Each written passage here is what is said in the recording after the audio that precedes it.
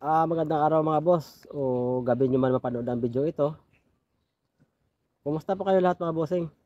Shoutout po sa inyo lahat. Ngayon mga boss, mayroon naman tayong mga tanong na sasagutin. Tanong po ito ng mga kapwa natin, sili farmers, na siguro mga baguhan sila.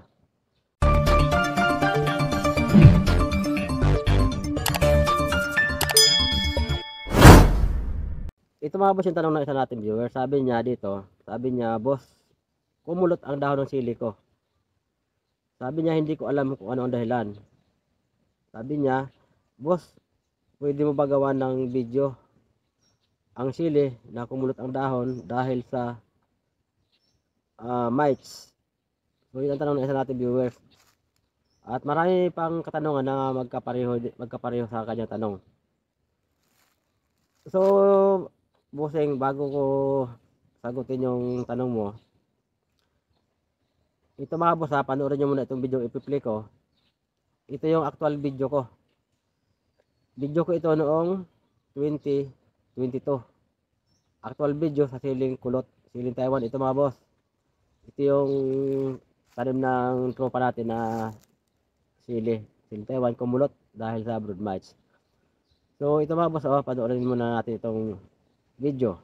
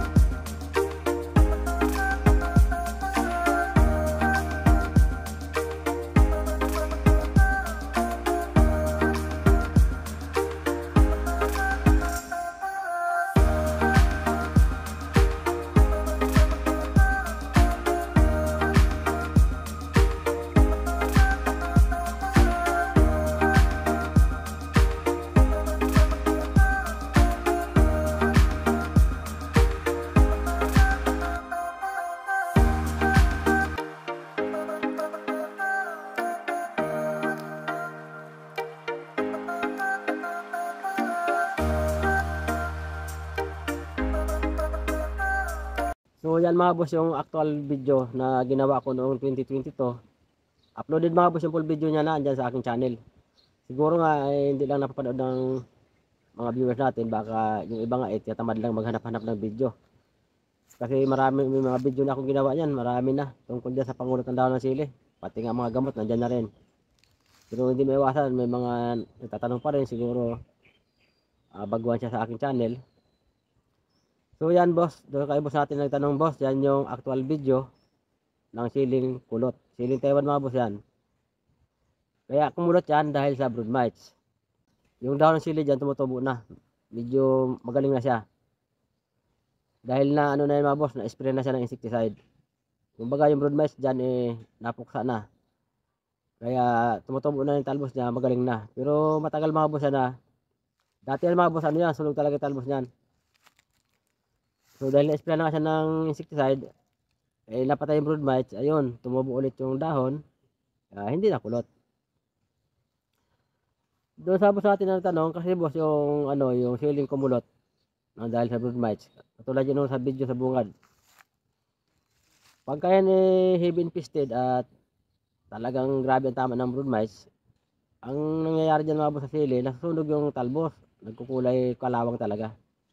Ibig sabihin talagang matagal na siya sinisipsip ng brood mites, hindi agad na-sprayhan ng insecticide. Pagka yan kumulot dahil sa brood mites, kahit hindi mo sprayhan ng insecticide, pagka sunog na yung talbos, tutubo ulit yung talbos niyan. Pag tubo, hindi kulot, hindi siya kulot. So pagka medyo malapad-lapad na may dahon niya, after 1 week lang yan, yung bagong talbos na tumubo, kukulot ulit yan mga boss, kukulot pa siya ulit. Kasi yung brood mites doon sa dahon na kumulot, nandun lang yung nakatago sa ilalim ng dahon. Kung nakaramdam sila ng may bagong talbos na naman na sariwa na tumubo, aakyat sila doon sa taas, lilipat sila at yun na naman ang sisipsipin nila. Hanggang sa kumulot na naman ulit. Kukulot na naman ulit yung bagong dahon na tumubo. So ang mangyayari nga diyan, kukulot, tutubo yung talbos, kukulot ulit, ulit-ulit, walang katapusan. Hangga't nandiyan yung brood mites nakakapit sa dahon. Hindi yan siya makakapamunga. Kasi hindi pa nga nakakapwis mabuti dahon niya tumubong bago, eh kukulot na naman siya. So yan, doon sa nagtanong natin ng busing, yan yung nangyayari sa sili pag kumulot. So ngayon, ang ginagawa ng ibang kapwa ating farmers dyan, ito talaga yung common na ginagawa at suggestion ng iba na lagi kong nababasa. Kasi yung brood mites nga, pagka umatake sa sili mga boss yan, halimbawa ang silihan mo 1 hektarya, hindi po yan kukulot ng sabay-sabay. Halimbawa, sa kabilang dulo sila nagsimula na may kumulot doon ng 2 puno, 3 puno, o paano sila kakalat hanggang sa maubos lahat yan. So ang ginagawa ng iba dyan, pag nakakita ng 2 punong kulot, 1 puno, binubunot. Sabi, bunutin na yan at kasi kakalat pa yan. Ahaway kasi ba yan? Kasi virus yan eh. Kasi sabi nila, virus daw. Yan yung mindset ng mga kapwa natin farmers na baguhan. Yung iba, hindi ko alam kung baguhan o datihan na rin. Na pag nakakita sila ng kumulot na dahon ng sili, bubunutin nila at virus yan. Wala daw yan gamot. Hindi tatapon. Tatapon na sa malayo daw. Ay di, pag tinapon nila yun, hindi nila alam na andun yung brood mites na kakapit. So pag tinapon mo yung siling kulot na may brood mites at itinapon mo yon, ang mangyayari dyan, bababa sa lupa yung brood mites, gagapang uli yon at babalik sila doon sa mga sili na hindi mo binunot. Ay di kukulot naman lahat. Ganyan ang mangyayari dyan mga bossing. Eh sabi na iba, hahaway ka yan eh.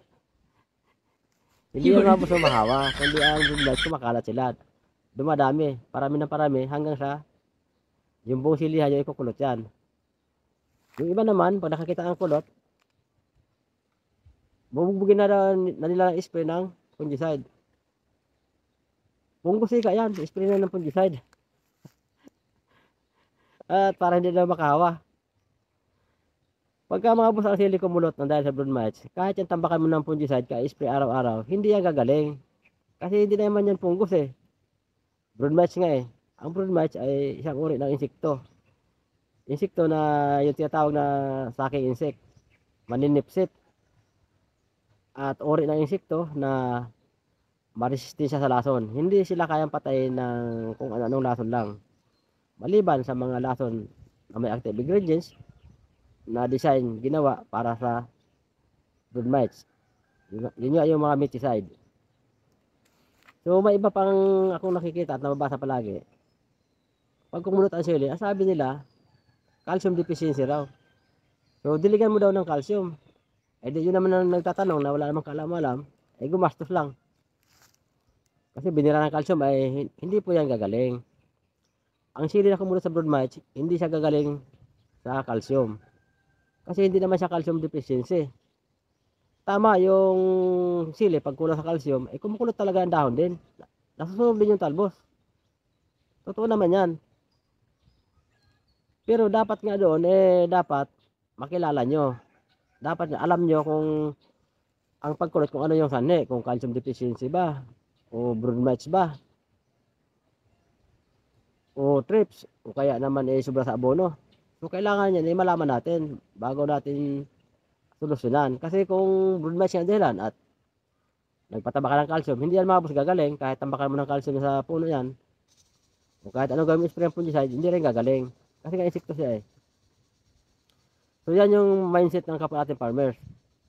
Na sana nga dito sa pamagitan ng mga video itong ginagawa namin at in-upload ko, sana makakuha kayo mga boss ng idea. Kung hindi man lubusan talaga ninyo matutunan ng wasto, kahit paano may mga idea kayo makuha. Katulad yung sa video sa bungad na pinakita ko sa inyo, yan mga boss ang sili na inatake ng brood mites. So ang tanong ng karamihan, boss ano ba ang solusyon pag kumulot ang sili dahil sa brood mites at saka sa trips? So madali lang mga boss. Pag kumulot ang sili ng dahil sa brood mites at sa trips, mag-spray lang tayo ng mga insecticide na may active ingredients na abamectin, lambda cyhalothrin, chlorphenapir, at diapenthiorone. Yan yung mga insecticide na miticide. Sila yung may kakayahan na mag-control or magpuksa sa mga mites or thrips na naninipsip sa dahon ng sili, kaya naging sanhi ng pagkulot. So, magtatanong na naman, ano ba ang diskarte na pag-spray? Ilang beses ba? Yan yung lagi kong nabasa sa comment section ng mga video ko. Meron pang nagagalit sa akin hindi ko naman daw sinabi. Kung ilang beses daw ba spray yun pag kumunot ng dahon ng sili, na nasisipsip sa ng brood mites. Common sense naman na yung mga boss. Siyempre, pag farmers ka, alam naman na di mo alam kung anong gagawin pag-spray dyan. Ganun pa man din, ang ibigay ko yung tips mga boss, ito mga boss ha, paulit-ulit na lang ito ang sagot ko. Pero wala naman akong magagawa talaga. Kasi kahit may mga video naman ako dyan, ang tanong, paulit-ulit pa rin. So, paulit-ulit din tayo sa sagot. Para na rin matulungan yung kapwa natin farmers, lalo yung mga baguhan, sa mga problema nila sa sili. So, ginagawa ko dyan mga boss na technique, pag kumulot ng sili dahil sa brood mites, mag-spray ako ng halimbawa abamectin, lambda-cyhalothrin, or chlorphenapir, or diapenthiuron. Mga active ingredients mga boss na ng lason ang binabanggit ko, hindi yan ang brand. Halimbawa, nag-spray ako ngayon ng abamectin. After 4 days mga boss, uulitin ko siya pag-spray ulit ng abamectin pa rin. Or pwede rin lambda ang iulit nyo.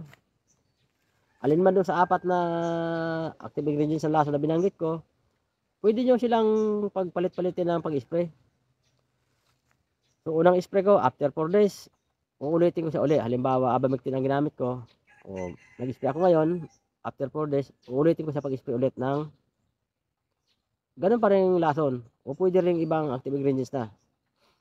Para yung brood mites, kasi yung brood mites, pag sobrang dami talaga sa sili, hindi mo siya kayang puksain lahat sa isang sprayhan lang. Lalo nga pag malago yung sili, kasi nagtatago yan sa ilalim ng dahon. Pag malago yung sili, hindi naman lahat yan tatamaan ng ng lason. So, ang iba mamamatay, yung iba mabubuhay pa rin. Kaya after 4 days, pinipilit ko na ulitin pag-spray. Para yung natira na brood mites, mapatay sila lahat. O, pag napatay mo na lahat yon, o di tutubo na yung bagong dahon ng sili, o maayos na siya, hindi na kulot. After 3 weeks to 1 month, yung sili na kumulot ang dahon, hindi na yan mga boss gagaling ang dahon na kumulot. Kung di, tutubo ulit yung panibagong dahon na hindi na kulot. So tuloy-tuloy na yon.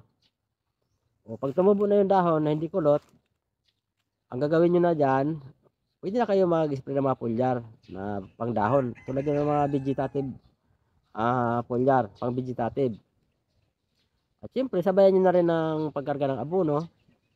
Yung normal natin na ginagamit na pang abono para yung dahon niya tuloy-tuloy yung paglaki, pagbulas, para makabalik siya sa normal at makapamulaklak siya ulit ng panibago. Tapos yung dahon na kumulot, hindi na yung babalik sa dati mga boss. Unti-unti na yung malalagas habang siya ay nagpapalit ng dahon. Tumutubo yung mga bagong dahon, yun namang dahon na kumulot. Gugulang yon, unti-unti na yung malalagas. Hanggang sa makabalik na yung sili sa dati. So yan mga boss ang sagot ko dyan sa mga nagtatanong para hindi kayo na problema sa pagkulot ng dahon ng sili. Simple lang mga boss yan. At sana nga itong video ito ay mapanood ng karamihan ng lahat. Para yung nagtatanong, hindi nyo pa maitanong, nasagot na. Para maunawaan nyo. At pag magaling na isilin nyo, so ayan na nga. Pwede na kayo mga boss mag-maintenance nyan na weekly, mag-spray ng mga nabanggit kong active ingredients ng lason.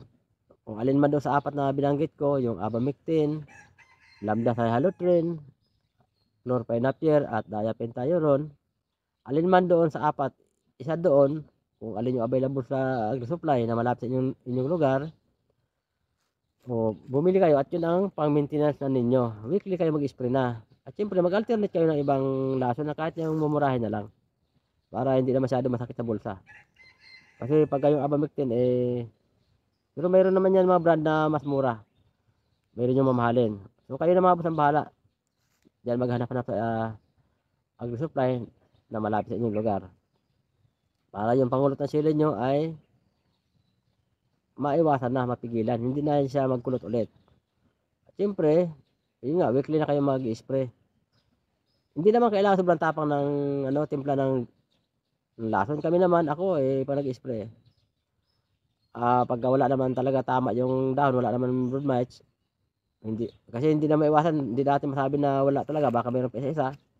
O 5 ml lang ginagawa kong minsan sa 16 liters na tubig, okay na pang maintenance. So pero pagka talagang may tama na, ang ginagawa kong dyan, dosage 10 ml doon sa mga nabanggit kong active ingredients ng lason per 16 liters na tubig. Pagka wala naman kulot na, okay na, 5 ml per 16 liters na tubig, yan yung ginagawa kong dosage lang. Kasi sayang naman yung lason, mahal. Yung binanggit ko mga boss ng mga active ingredients ng lason, mayroong mamahaling brand yan, mayroon din mumurahin. So kayo na ang bahala maghanap dyan sa inyong mga lugar kung ano yung available na brand na medyo mura-mura. Kasi kung yung mamahalin, lalo pag mura sale, medyo masakit naman sa bulsa. So yun na, sa mga boss natin na nagtatanong, sana mga boss, sa video ito, sana mapanood ito ng lahat na nagtatanim ng sili na hindi pa nakakaalam at hindi pa alam kung paano kontrolin yung pangungulot ng dahon ng sili na sanhi ng brood mites para ang sili niya hindi nasisira. Next video mga boss, abangan nyo ito at gagawan ko naman ng video yung tungkol naman sa pangungulot ng dahon ng sili na kulang sa calcium. Kasi magkaiba sila mga boss ng itsura yung dahon. Iba yung itsura ng dahon ng sili na kumulot sa brood mites at iba rin naman yung itsura ng dahon ng sili na kumulot sa calcium deficiency, yung kakulangan sa calcium ika nga. So next video gagawan ko rin ng video yan mga boss para dun sa mga viewers natin na nagtatanong. Kasi paulit-ulit yung tanong pero wala naman problema rin, hindi naman natin sila masisi. Bagamat may mga video na kami dyan, halos kompleto na mga boss yan siyempre sa dami naman ng video, minsan hindi na rin siguro na nahanap. Ngayon kung hindi nyo na mahanap yung kasagutan sa tanong nyo mga boss, sa mga nanonood sa aking mga video, punta lang kayo mga boss sa playlist at nandoon yung may mga folder naman, mababasa nyo naman. O buksan nyo lang, kasi bawat video may title naman. Baka isa doon sa video na hinahanap nyo ay sagot na sa inyong katanungan. Para hindi na kayo mahirapan masyado maghalongkat ng mga video kasi medyo marami. So, sa playlist na kayo mga boss pumunta. So yan mga boss, saan na doon sa mga bossing natin na mga sili farmers. At doon kayo boss natin nagtanong, sana boss yung tanong mo ay nasagot na at sana ay nalinawan ka. Para next na magtanim ka ng sili, hindi ka na magka-problema.